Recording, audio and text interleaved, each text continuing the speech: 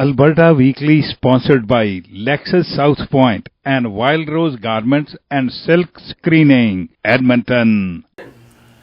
Channel Punjabi ਤੋਂ Alberta weekly programme ਦੇਖ ਰਿਹਾ ਸਮੂਹ ਦਰਸ਼ਕਾਂ ਨੂੰ ਕੁਲਮੀਤ ਸਿੰਘ ਵੱਲੋਂ ਨਿੱਘੀ ਜੀ ਆਇਆਂ। ਵਾਹਿਗੁਰੂ ਜੀ ਕਾ ਖਾਲਸਾ, ਵਾਹਿਗੁਰੂ ਜੀ ਕੀ ਫਤਿਹ।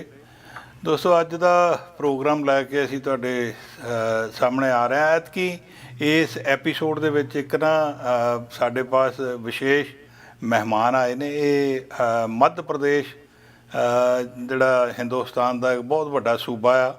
ਆਪਾਂ ਫਿਲਮਾਂ ਵਿੱਚ ਤਾਂ ਅਕਸਰ ਉੱਥੋਂ ਦੀਆਂ ਫਿਲਮਾਂ ਸ਼ੂਟ ਕੀਤੀਆਂ ਦੇਖਦੇ ਹਾਂ ਔਰ ਉੱਥੋਂ ਦੇ ਲੋਕਾਂ ਦਾ ਰਹਿਣ ਸਹਿਣ ਵੀ ਦੇਖਦੇ ਹਾਂ ਵੀ ਕਿਸ ਤਰ੍ਹਾਂ ਦਾ ਆ। ਪਰ ਅੱਜ ਇੱਕ ਉੱਥੋਂ ਸਾਡੇ ਪਾਸ ਖਾਸ ਮਹਿਮਾਨ ਪਹੁੰਚੇ ਆ ਜਿਨ੍ਹਾਂ ਦਾ ਨਾਂ ਹੈ ਮਾਇਆ ਵਿਸ਼ਵਕਰਮਾ। ਉਹਨਾਂ ਦੇ ਨਾਲ ਗੱਲਬਾਤ ਕਰਾਂਗੇ, ਉਹਨਾਂ ਦੀਆਂ ਜਿਹੜੀਆਂ ਪ੍ਰਾਪਤੀਆਂ ਨੇ ਉਹਨਾਂ ਬਾਰੇ ਗੱਲ ਕਰਾਂਗੇ ਔਰ ਉਹ ਜਿਵੇਂ ਹੁੰਦੇ ਇੱਕ ਐਕਟਿਵਿਸਟ ਕਹਿ ਲਓ, ਸਮਾਜ ਸੇਵੀ ਕਹਿ ਲਓ, ਔਰ ਉਹਨਾਂ ਦੀ ਪੜ੍ਹਾਈ ਲਿਖਾਈ, ਇਹ ਸਾਰੀਆਂ ਇਹਦੇ ਬਾਰੇ ਗੱਲਬਾਤ ਕਰਾਂਗੇ। ਕਿਉਂਕਿ ਇੱਕ ਨਾ ਬੜੀ ਇੰਸਪੀਰੇਸ਼ਨਲ ਗੱਲਬਾਤ ਤੁਹਾਨੂੰ ਲੱਗੇਗੀ ਕਿ ਮੱਧ ਪ੍ਰਦੇਸ਼ ਦੇ ਉਸ ਇਲਾਕੇ ਤੋਂ ਉੱਠ ਕੇ ਵਿਅਕਤੀ ਕਿੱਥੇ ਤੱਕ ਪਹੁੰਚ ਸਕਦਾ ਔਰ ਕੀ ਕੁਝ ਅਚੀਵ कर सकता। माया विश्वकर्मा जी ਨੂੰ नमस्ते जी। सत श्री अकाल सभी को। माया जी, पहले तो अपने बारे में बताएं, आप मध्य प्रदेश के कौन से एरिए से हैं, उधर किस तरह के हालात है, किस तरह का है। मोस्टली पीपल जब ट्रैवल करते हैं, मेरा ख्याल है बहुत कमती लोग मध्य प्रदेश में जाते हैं घूमने के लिए। आप ज़रा बताएं मध्य प्रदेश के कौन से इलाके से? हाँ, तो देखिए, सबको पहले तो नमस्कार और सत श्री अकाल सभी दर्शकों को। और आज मुझे बड़ी खुशी है कि मैं आपके सामने आपके चैनल के माध्यम से आप सब लोगों तक पहुंच पा रही हूं। और मैं ऐसा कि मैं मध्य प्रदेश मतलब भारत का हार्ट आप कह सकते हैं, हृदय बोल सकते हैं, क्योंकि आप जहां उंगली रखेंगे उसी के आसपास हम लोग का जन्म और हम बड़े हुए। तो हम लोग का गांव जो बहुत पुराना है, जो नदियों के पास बचा है, कि ऑफ कोर्स मतलब हज़ारों साल होगा। तो हम जैसे वहाँ रहते तो एक तरह से मध्य प्रदेश बहुत पिछड़ा भी, हम उतना पिछड़ा नहीं कह सकते जितना बिहार और उड़ीसा है, लेकिन कहीं ना कहीं ये सारे मध्य प्रदेश, उत्तर प्रदेश और बिहार एक बीमारू स्टेट में आते हैं। तो बीमारू स्टेट में क्यों आते हैं? क्योंकि यहाँ शिक्षा का अभाव होता है। तो हम जिस गांव में थे वहाँ 8वीं तक स्कूल, अभी भी 8वीं तक स्कूल है। और जिस गांव से 8वीं तक का स्कूल, अभी 8वीं तक स्कूल है और उधर की आबादी लगभग अब 3000 होने वाली है। लेकिन इतने मतलब पिछड़ेपन का ये भी एक बड़ा कारण है कि जहाँ स्कूल नहीं होंगे बच्चे आगे नहीं बढ़ेंगे और काम नहीं करेंगे, नौकरी नहीं करेंगे, तो वो फिर वैसे ही रहेंगे। तो उस एरिया में जो है ज़्यादातर किसानी होती है। और आपने सुना होगा कि वहाँ की दालें, गाडरवारा की दाल बड़ी फेमस है, गेहूँ बड़ा फेमस है, क्योंकि नर्मदा के किनारे की जो मिट्टी है वो एशिया की सबसे अच्छी फर्टाइल लैंड है। तो इसीलिए किसान और वहाँ हर तरह के हमारे यहाँ पर, पंजाब में पहले होता था, पंजाब के बाद जो है मध्य प्रदेश में भी अभी काफ़ी है, तो वहाँ पर सब तरह की चीज़ें होती हैं। देखिए, आप अपने मध्य प्रदेश का बताया कि उधर भी किसानी एक किस्म की फर्स्ट एंड फॉरमोस्ट एम्प्लॉयमेंट है एक किस्म का जी। और पंजाब में भी किसानी जो है और दूसरे सूबों में भी किसानी आ गया है सबसे। मगर जब ये भारत के जो लीडर हैं, मगर जब वो लोग किसानी से पेश आते हैं तो बड़ा डिफरेंट तरह से पेश आते हैं।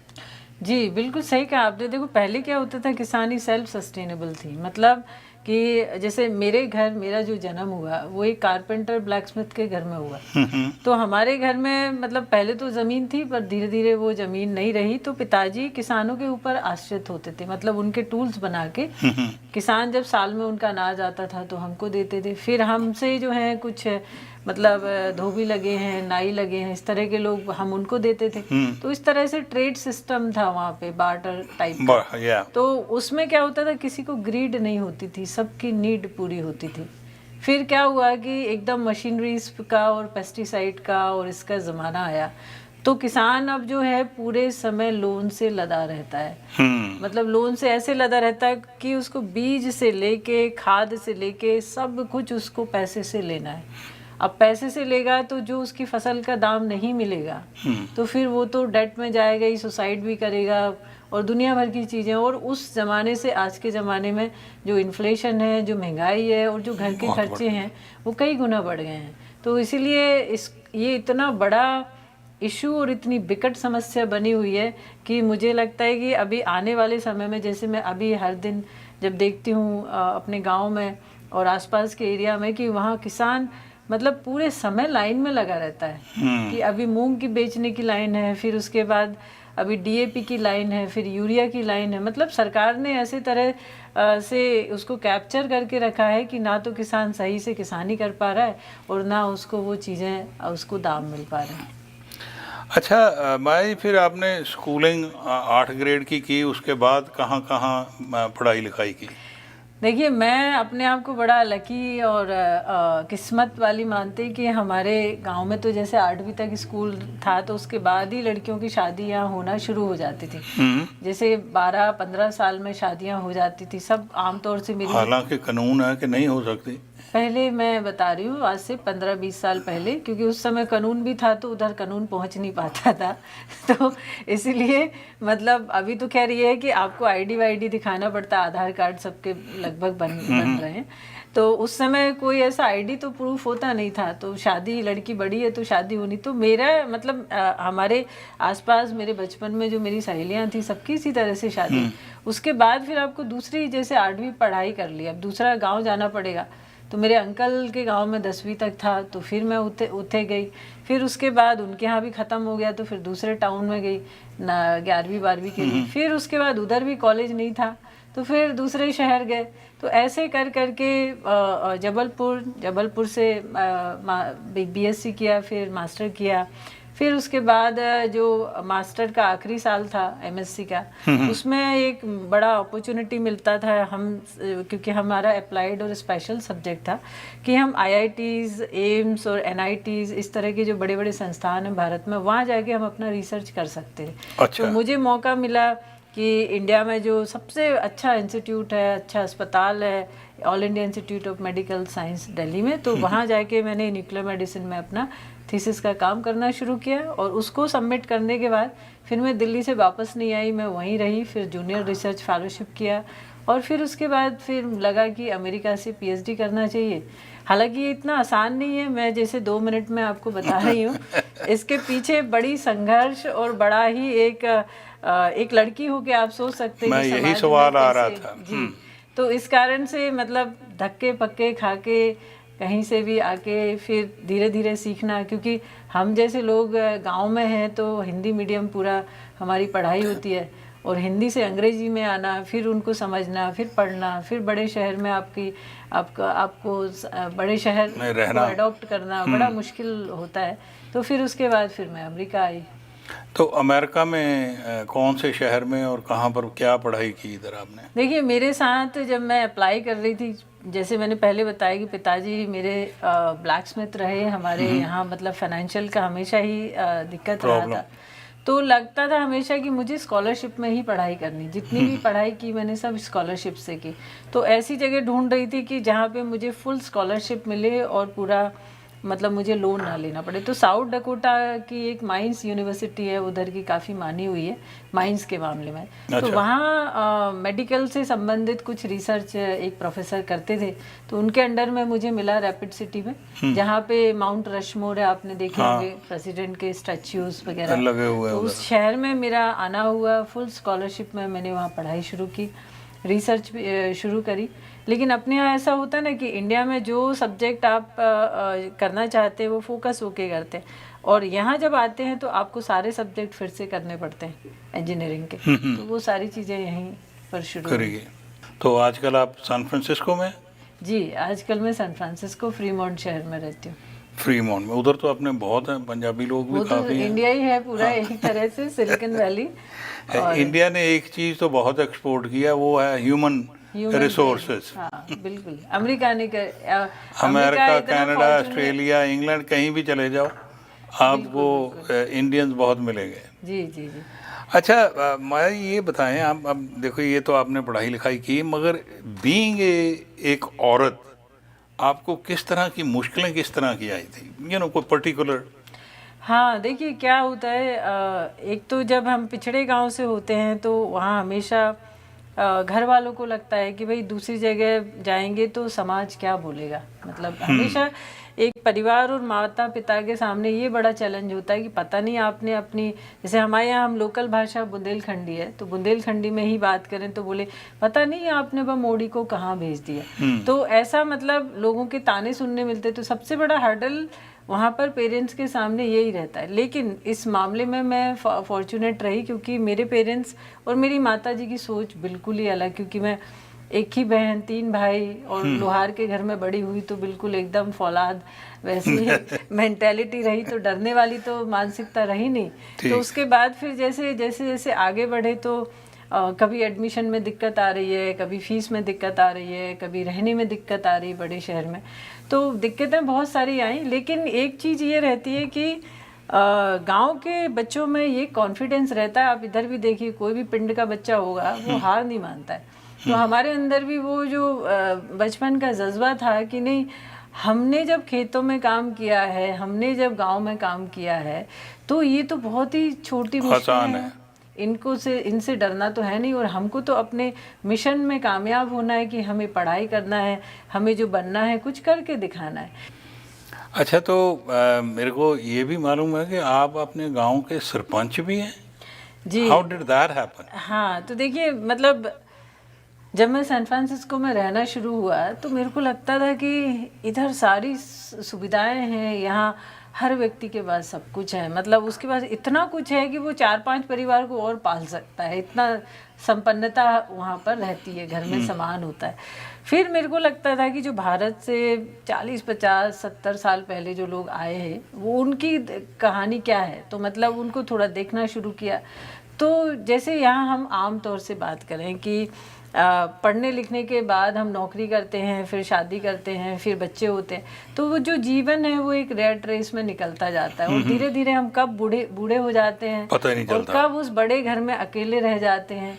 तो वो भी एक चीज़ मतलब एक सोचने वाली हो जाती कि जब अकेला ही रहना है इतने बड़े घर में, क्योंकि उनकी भी जो लोग गांव से आते हैं और भारत से आते हैं वो कहीं ना कहीं उनके दिल में रहता है कि हम भी अपने पिंड के वास्ते जाके कुछ करें। हम भी अपने पिंड को इतना अच्छा बनाए जितना अच्छी कंट्री में हम रहते हैं। तो ये भी मुझे उनको देख के और अपने आप से भी, क्योंकि मैं जब हर साल अपने गाँव जाती थी तो हमेशा लगता था कि मैं गाँव जाऊँ तो मेरे गाँव में नेटवर्क ही नहीं फ़ोन का, मेरे गाँव में रोड भी नहीं और बिजली कभी आए कभी जाए, और सबसे बड़ी बात तो स्कूल ही नहीं। और उससे भी बड़ी बात कि जो महिलाओं की समस्याएं हैं, जो हम सैनिटरी पैड की बात करते हैं, जिसको लेके मैंने सबसे शुरू में काम करना शुरू किया, तो सैनिटरी पैड और माहवारी हमारी विशेष तौर से उन गाँव में उस तबके में इतनी ज़्यादा जो कहें कि नैरो माइंड और टैबू है कि माँ बेटी से बात नहीं करती उस विषय में। मेरे ख्याल में ये हिंदुस्तान में सारे के सारे इंडिया में ही ऐसा है। थोड़ा सा मतलब जैसे आप पंजाब की तरह जाए तो उधर उतना नहीं है, क्योंकि सारा कुछ एजुकेशन मेरा ख्याल है कि थोड़ा चेंज हुआ होगा, मगर पहले ऐसा ही था। पहले ऐसा ही था और अभी भी मैं जाती हूँ तो पिछड़े गांव में आदिवासी एरिया में अभी भी वैसा ही है, ज़्यादा चेंज नहीं आया। लेकिन आज से मैंने जैसे 10, 12, 15 साल पहले जब मैंने इस पे काम और सोचना शुरू किया तो उस समय क्योंकि वो मेरी खुद की तकलीफ भी थी, मैं भी उसी एरिया में बड़ी हुई। 9वीं 10वीं के समय जब ये सब समस्याएं आती हैं तो वो समस्याओं से जब मैं निकली और वो सारी चीज़ें मैंने अपने स्कूल मतलब यूनिवर्सिटी में देखी कि यहाँ कितना आसान है, लड़कियों के लिए कितनी सुविधा, साफ़ सुथरे टॉयलेट और सैनिटरी पैड मिलता है। फिर दूसरी शहर में गए, उधर भी इतनी अच्छी, वहाँ किसी से भी बात कर लो, कोई भी स्टोर में चले जाओ, और तो और मतलब सरकार यहाँ पर हर जो कंपनीज़ होती है वहाँ फ्री रखती है और मिनिमम 25 सेंट पे आप कहीं भी मतलब प्राप्त कर सकते, सब जनानियों के उसमें रहता है। तो ये चीज़ मैंने देखा कि हमारे भारत में ऐसा क्यों नहीं है। और दूसरी चीज़ कि मैं जिस गांव से आती हूँ उस गांव के एरिया में आसपास में बहुत तरह की बीमारियां शुरू हो गई। क्योंकि मैं मेडिकल फील्ड से थोड़ा जुड़ी हुई हूँ तो हमेशा कोई भी लड़की या महिला से मैं बात करूँ कि भाई तुम्हारी क्या दिक्कत है, वो कहे अरे फलाने डॉक्टर ने हमारी बच्चेदानी निकालने को बोला है। फिर उसके बाद धीरे धीरे देखा कि वो मास लेवल पे बच्चेदानियाँ निकलती हैं। आप आज भी गांव में जाएंगे कहीं भी इंडिया में कि 40 साल से उम्र की जो महिलाएं हैं, 45 साल से उम्र की, उनकी लगभग मतलब हर चौथी पांचवी महिला की बच्चेदानी निकली है। क्यों निकली है? क्योंकि वहाँ प्राइमरी जो प्रिवेंटिव केयर है वो हमने कभी यूज़ ही नहीं किया। मतलब सैनिटरी पैड और साफ़ सफाई, मतलब मैं सैनिटरी पैड को मतलब वो एक पर्टिकुलर वो नहीं मान रही, साफ़ सुथरी हाइजीनिक कोई भी चीज़ हो, चाहे वो कपड़े का पैड हो सकता है, आजकल तो मेंस्ट्रुअल कप चले हैं, टैम्पॉन चले हैं, बहुत सारी चीज़ें। तो जो भी हाइजीनिक चीज़ है उसका यदि हम शुरू से उपयोग करें और यहाँ जैसी अवेयरनेस आए हमारे वहाँ लड़कियों के बीच में और स्कूल्स में और जहाँ जहाँ भी सामाजिक जो चीज़ें हैं वहाँ पर, तो मुझे लगता है कि ये बीमारियाँ बहुत तेज़ी से कम होंगी और इस तरह की परेशानियाँ भी ना होंगी। तो वो चीज़ें बार बार सोचा तो सोचे कि यहाँ मिलते क्यों नहीं है सैनिटरी पैड, क्योंकि हम अमेरिका में तो हम जंगल में भी जाएंगे, उधर भी कहीं ना कहीं कुछ ना कुछ मिल ही जाएगा, लेकिन इंडिया में तो अच्छे संपन्न गाँव में भी आजकल ये चीज़ें मतलब उस समय उपलब्ध नहीं थी। तो वही सोच के फिर धीरे धीरे गांव की तरफ रुख किया, उसके बारे में रिसर्च की, क्योंकि मैं शुरू से रिसर्च में जुड़ी हुई हूँ, तो कोई भी चीज़ ढूंढना उसका स्टडी करना आसान होता है। तो फिर वो मशीनें देखी, फिर मैंने फाउंडेशन बनाया, सुकर्मा फाउंडेशन, फिर उससे ये सब अवेयरनेस और मैन्युफैक्चरिंग और स्कूल में जागरूकता का कार्यक्रम, ये सब चीज़ें मैंने करी। क्योंकि जो भारत में पर्टिकुलरली जो अपने गांव हैं, एक तो एजुकेशन की कमी है, दूसरा उधर जो एक वहम उसको सुपरस्टिशन, वो जो इलाज की बातें उधर बाबे आकर बता जाते हैं, उन पर कोई रोक टोक नहीं है, कोई किसी को कुछ नहीं कहता। वो लोग आके किसी की मौत हो जाए वो भी सब फिर एक्सेप्ट कर लेते हैं जी ऐसा ही होना था। तो ये जो आप काम कर रहे हैं उसके लिए लोगों को आपको चैलेंज दिया लोगों ने कि यार ये क्या कर रही है? नहीं, how did they understand this कि भाई ये हमारी भलाई की बात है, ना कि वो मेरे को बात याद आई कि आपको याद है कॉमनवेल्थ गेम्स हुई थी इंडिया में, तो उस वक्त ना ये बाहर का मीडिया उधर गया हुआ था, तो इन्होंने कुछ देखा जो सफाई की बातें थी होटल में या जहाँ पर ठहर रहे थे एथलीट, तो इन्होंने वो बात बड़ी उठाई कि भाई उधर ये सफाई नहीं थी, ये नहीं थी, वो नहीं थी। वो हिंदुस्तान का एक जो ऑर्गेनाइजर था, one of them, he said भाई आप लोगों की सफाई का लेवल और हमारा डिफरेंट है। वो जो आप बात कर रहे थे ना कि हाइजेनिक स्टफ, वो इंडिया में हाइजेनिक का जो एक कॉन्सेप्ट है वो डिफरेंट है, बहुत डिफरेंट है। हाँ बिल्कुल। तो वो लोगों को फिर उस लेवल पर लेकर आना कितना कितना मुश्किल है? देखिए उसके लिए तो मतलब वो उसमें बहुत सारे कारण हैं कि पहली बात तो जैसे आप आर्थिक रूप से थोड़ा सक्षम होते हैं तो आप इन चीज़ों को थोड़ा बेटर समझते हैं और करते भी हैं क्योंकि आप उस तरह से हैं। लेकिन मेन चीज़ है वहाँ शिक्षा। मतलब शिक्षा में हम पढ़ाई में मतलब ये करते हैं कि हमें बेसिक पढ़ाई हो, लेकिन हाइजीन की वहाँ भी हम बात नहीं करते। जैसे यहाँ स्कूलों में सिखाया जाता है, वो किंडरगार्टन से वो रहता है कि भाई हाथ कैसे धोना है, ब्रश कैसे करना है, ये सब चीज़ें। तो हम हाइजीन की बात करें तो मैं जैसे यहाँ से जब वहाँ काम करने गई तो वहाँ मुझे हमेशा यही लगता था, जो आपने सही कहा कि आप जैसे किसी को पास जाएंगी तो कोई कैसे आपको एक्सेप्ट करेगा कि आप इसकी बात हमारी बेटियों से या बहुओं से करें। तो पहली बात मेरा वहाँ काम करने का कारण ये भी था कि देखिए एक तो मैं वहाँ मैंने अपने गांव के आसपास और ज़िले से ही ये काम शुरू किया। उसका कारण ये था कि एक तो ये टॉपिक ऐसा है कि हर किसी को पसंद नहीं आएगा, और दूसरा ये है कि आप यदि वहाँ लोकल नहीं होंगे तो बाहर के लोगों को का एक्सेप्टेंस और भी कम होगा, क्योंकि उनको हमेशा दहशत रहेगी कि पता नहीं ये क्या हमारे साथ गड़बड़ कर दे। तो एक तो मैं लोकल थी, दूसरी ये थी कि मैं आज भी अपने गांव से अपनी भाषा से जुड़ी हुई हूँ, तो वहाँ उतनी ही अच्छी बुंदेलखंडी मुझे आती है जितनी अच्छी वहाँ के लोग बात करते हैं। तो आप उनसे लोकल भाषा में जब बात करते हैं तो बिल्कुल वो आपसे कनेक्ट होते हैं। और दूसरा कि जब आप बोलते हैं उनको कि भाई देखिए गांव में तो पैदा तो मैं यहाँ हुई और अमेरिका से मैं अब आई हूँ, तो जैसे ही वो अमेरिका का और आपकी पढ़ाई लिखाई का थोड़ा बैकग्राउंड जानते हैं तो उनको विश्वास होता है कि नहीं ये हमारे भले के लिए आई। तो इसलिए मैंने वहाँ से जब काम शुरू किया तो मुझे बहुत अच्छा रिस्पांस मिला। हाँ, एक दो जगह ऐसे एक्सपीरियंस हुए कि हम शाम को गए और कोई, क्योंकि वहाँ शाम को ज़्यादा शराब वराब मतलब लोग पीते हैं गांव में, तो आदिवासी बेल्ट में ख़ास तौर से आप शाम को 6 बजे जाएंगे तो यहाँ वहाँ पे महिला भी, वहाँ पे पुरुष भी, वहाँ सब लोग दारू पी, मतलब आपको एक दो व्यक्ति ऐसा मिल जाए कि जो बिना दारू पिए होगा, बाकी ज़्यादातर। तो जहाँ पर हम लोग इस तरह 2-4 जगह गए तो वहाँ ऐसा हुआ। लेकिन ये था कि धीरे धीरे जब ये बात न्यूज़पेपर के माध्यम से, टीवी के माध्यम से जब गई, लोगों में गई तो फिर अच्छा उत्साह बढ़ा और हमको वहाँ अंधविश्वास वाली चीज़ें भी मिली। जैसे आपने वो टॉपिक उठाई कि वहाँ बाबे बाबे को बहुत, तो एक ऐसा ही आदिवासी परिवार था। मैं झाबुआ एक बहुत ही मतलब आदिवासी ज़िला है, वहाँ पर मैं गई तो उसमें वो मतलब उनने बताया कि यहाँ पे एक परिवार में एक बच्ची को ज़्यादा पीरियड मतलब ब्लीडिंग शुरू हो गई तो उनको लगा कि किसी देवता का प्रकोप है।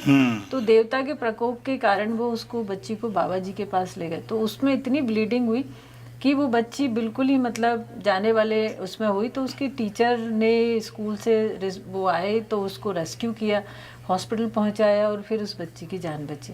तो इस तरह से ऐसी टैबू वाली कहानियां भी हैं, आज भी हैं। तो वहाँ बहुत मतलब लोग करते हैं। जब आप सरपंच बने हैं तो जो इलेक्शन का था आपका कि भाई इलेक्शन ना हो तो हमें सरकार से इतने पैसे मिल जाएंगे, और वो पैसे मिले, फिर आपने क्या किया उधर गांव में? देखिए, गांव में जब हम निर्विरोध समरस पंचायत बनाई तो हमारी जो पंचायत थी वो एक तो पूरी विमेन पंचायत थी और अनअपोज थी। और उसमें इस तरह की जब पंचायत बनती हैं तो जो स्टेट गवर्नमेंट है वो आपको 15 लाख की राशि देती है। तो उस राशि से हमने ये देखा है कि गांव में सबसे ज़्यादा समस्याएं लोगों को किस चीज़ में आ रही, क्योंकि लोगों के अकॉर्डिंग पैसा खर्च होगा। तो उन्होंने कहा भाई हमको रोड पहले चाहिए, क्योंकि हमारे गांव घर के सामने कीचड़ होती है, मच्छर होते हैं, बीमारियां होती हैं, तो रोड और नाली चाहिए। तो हमने वो जो 15 लाख रुपए मिले वो ज़्यादातर हमने रोड का पूरा काम करवाया वहाँ पर। और उसके अलावा मतलब जो विधायक निधि मिलती है और पंचायत की राशि थी, तो इस तरह से हमने बड़े लेवल पे एक पूरे गाँव में रोड का करवाया। फिर उसके बाद लाइब्रेरी खोली। फिर उसके बाद अभी विमेंस की काफ़ी सारे स्किल्स की ट्रेनिंग हम लोग वहाँ करा रहे हैं कि महिलाएं जो पढ़ी लिखी नहीं है, गांव से नहीं बाहर निकलती, उनके लिए सिलाई का काम है, उनके लिए लड़कियों को ब्यूटी पार्लर का काम है और कंप्यूटर सीखने का काम है। इस तरह से हमने सब चीज़ों को अभी कर रखा है वहाँ पर। तो किस तरह का रिस्पॉन्स? अभी आप सैन फ्रांसिस्को में रहते हैं तो गांव की सरपंची फिर कैसे चलती है? नहीं, देखिए, जब से मैं पिछले 10-12 साल ऐसे हुए, जब से मैंने इंडिया में काम करना शुरू किया है तो मैं इधर बस 1 महीना के लिए आती हूँ, मतलब। अच्छा, बाहर सिर्फ 1 महीने के? सैन फ्रांसिस्को आती हूँ 1-1.5 महीने के लिए, साल में 2 बार, और उसके बाद जाना होता है। क्योंकि क्या है कि मैं अब यहाँ रह रही थी तो मतलब इस तरह से मुझे आना जाना थोड़ा करना, मेरे हस्बैंड भी रहते हैं सैन फ्रांसिस्को में, घर भी है। तो अभी धीरे धीरे और कम होता जा रहा है कि अपन गांव में ज़्यादा समय देंगे तभी वहाँ काम होगा। और फिर पंचायत जो है more than full time job होता है, तो इसीलिए मतलब उधर पे ज़्यादा रहना पड़ता है।